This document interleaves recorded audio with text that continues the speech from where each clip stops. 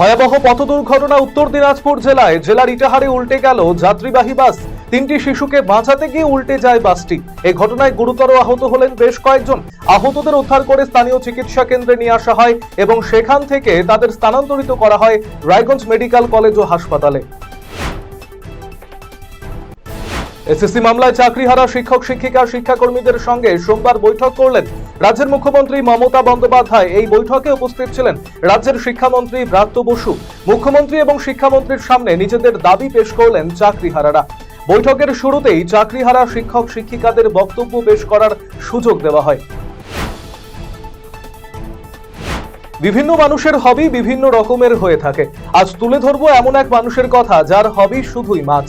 কি ভাবছেন মাছ খাওয়ার কথা বলছি? আজ্ঞে না, মাছ খাওয়া নয়, বরং মাছ পোষা। অ্যাকুয়ারিয়াম গড়ে মাছের রক্ষণাবেক্ষণ করে বাড়ির শৌখিনতাকে আরো বাড়িয়ে তোলা। তার বাড়িতে গেলে একটা দুটো নয়, দেখতে পাবেন অজস্র অ্যাকুয়ারিয়াম, আর তাতে বিভিন্ন প্রজাতির মাছ। তিনি সুবীর চক্রবর্তী, রায়গঞ্জ শহরের নতুন উকিলপাড়ার বাসিন্দা। সোমবার থেকে শুরু হলো বেঙ্গল অলিম্পিকের হকি খেলা।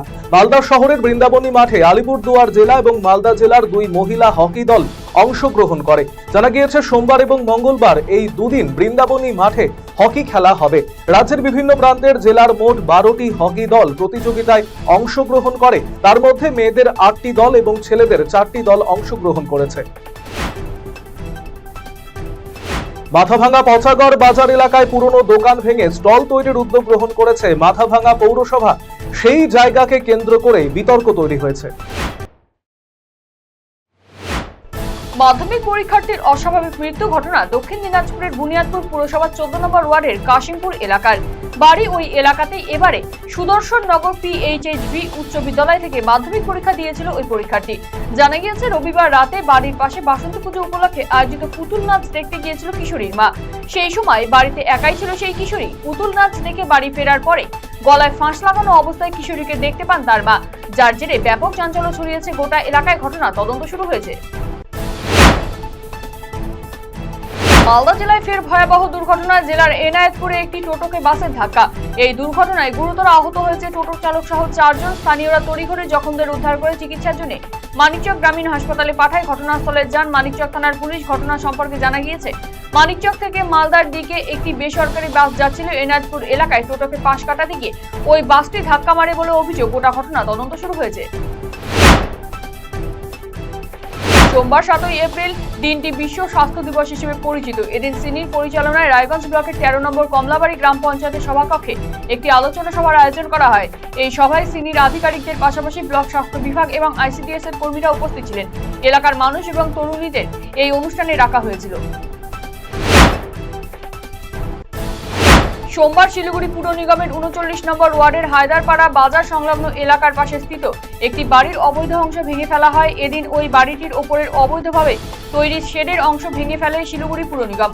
বহুদিন আগে বাড়ির মালিককে শিলিগুড়ি পৌর নিগমের পক্ষ থেকে নোটিশ পাঠানো হয়েছিল, কিন্তু তাতে তা কর্ণপাত করেননি বাড়ির মালিক। তাই এদিন পৌর নিগমের উদ্যোগে ভেঙে ফেলা হলো ওই অংশটি।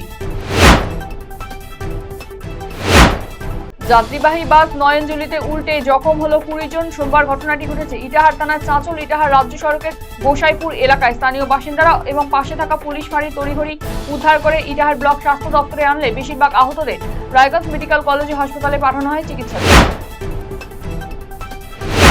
রাজি নেই পরিবার, ফলে বন্ধুকে ভিডিও কল করে আত্মহত্যার চেষ্টা যুগলের। হাসপাতালে চিকিৎসাধীন অবস্থায় মৃত্যু হলো 2 জনের। ঘটনাটি ঘটেছে মালদার বামুরগোলা থানা এলাকায়। বিষয়টি জানতে পেরে অচৈতন্য অবস্থায় 2 জনকে উদ্ধার করে প্রথমে গাজল গ্রামীণ হাসপাতাল এবং পরবর্তীতে মালদা মেডিকেল কলেজ হাসপাতালে নিয়ে আসা হয়। সেখানেই চিকিৎসা চলাকালীন রবিবার রাতে মৃত্যু হয় 2 জনের। যদিও এই ঘটনায় যুবকের বিরুদ্ধে মেয়ের অত্যাচার চালানোর পাশাপাশি বিষ খাইয়ে দেওয়ার অভিযোগ এনেছে মৃতার পরিবার। এলাকাবাসীদের চাহিদা পূরণে মালদার হরিশ্চন্দ্রপুর 1 নম্বর ব্লকের নতুন রাস্তা নির্মাণ কাজে শিলান্যাস করা হলো সোমবার। এদিন রহমতপুর গ্রামে আয়োজিত এই অনুষ্ঠানে উপস্থিত ছিলেন রাজ্যের মন্ত্রী তাজমুল হোসেন, ব্লক সভাপতি জিয়াউর রহমান, পঞ্চায়েত সদস্য মোহাম্মদ আলম সহ অন্যান্যরা।